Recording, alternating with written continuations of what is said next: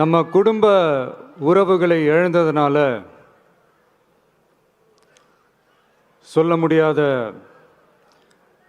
வேதனையிலும் வலியிலும் இவ்வளோ நாளாக இருந்தோம். அப்படிப்பட்ட அந்த சூழல்ல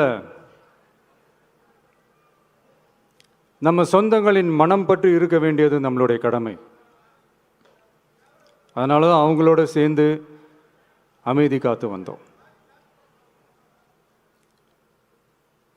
ஆனால் இப்படி அமைதி காத்து வந்த நேரத்தில் நம்மளை பற்றி வன்ம அரசியல் வலைகள், அர்த்தமற்ற அவதூறுகள்னு இந்த மாதிரி நிறையா விஷயங்கள் நம்மளை பற்றி பின்னப்பட்டன, பரப்பப்பட்டன. இது எல்லாமே